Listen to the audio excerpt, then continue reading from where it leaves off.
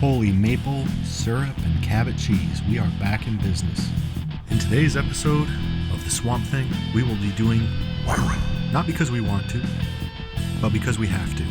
Because an electric guitar needs a voice. And we will give it a voice. So let's get started.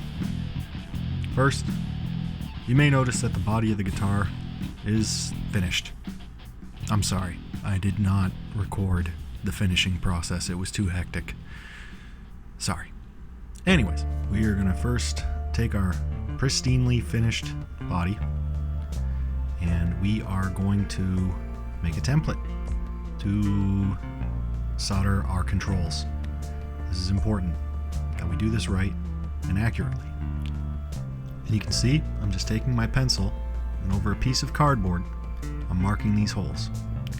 And we use this cardboard because it is a lot safer to do the initial setup of the soldering with all the pots, not inside the guitar, where somebody might make a mistake, which has happened before. So we do it this way now. So, holes marked, screwdriver out. We're going to just punch these holes in. Yes. The screwdriver bit is roughly the same size as the shaft of the pots. So we're just going to bang them all out. Both sides. And now we label where the pots are going because it's important. You can see here I'm scribbling. And yeah, the camera didn't really pick this up all that well when I tried to show it off. It's just bridge volume, bridge tone, neck volume, neck tone. The A500K is our volume. And the B500K is our tone. And this is why we label things, so we know which ones go where. And it makes wiring a lot easier. And now with our pots mounted to our cardboard template, I'm going to go through and start establishing the length for the ground wires that connect all the pots together. I'm going to use my snippers to cut them to length and just kind of lay it out and figure it out. And while I'm getting everything all prepped and ready to go, I'm going to twist these wires, get them ready to be soldered, and I'm going to scratch the back of these pots so that when I put some solder globs on them, they'll actually take it and not just slide right off. And I'm just going to speed this up because this is kind of a boring process. But it has to be done. And now I'm just going to go through and start tinning the wires and getting them ready to be soldered. It is always a good idea to tin everything. Yes. Now with our wires tinned and a little bit of solder globs on our pots, we can start really getting the wiring underway. A long process and a lot of finicky fucking around, dicking around, hating yourself, and probably yelling just about every bad word in the book. And that's when I discover that I have a cold solder joint. And this, of course, is when I lost some footage. So unfortunately, the next part of this, wiring up the capacitors, you will not see. Again, my apologies. And here I am just soldering the capacitor for the neck volume.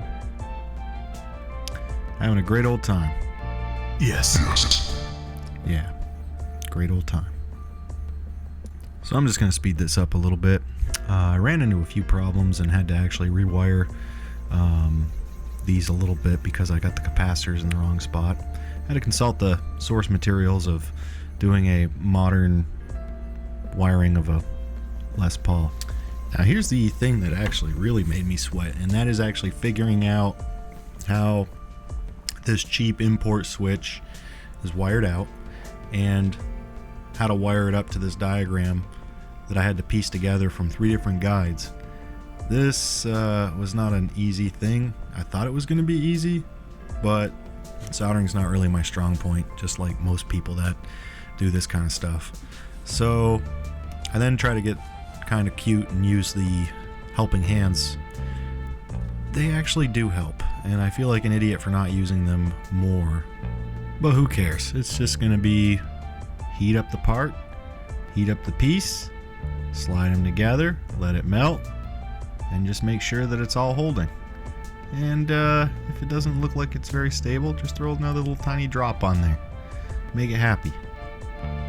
Now what you can't see is the piece of paper below me, where I'm actually keeping track of the pinout of this specific switch, so that when I go to install it in the damn guitar, I'm not going to want to kill myself.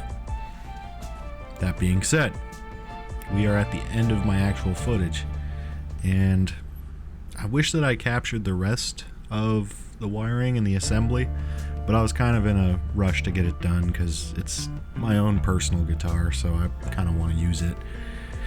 The rest of the assembly and everything else has been splendid.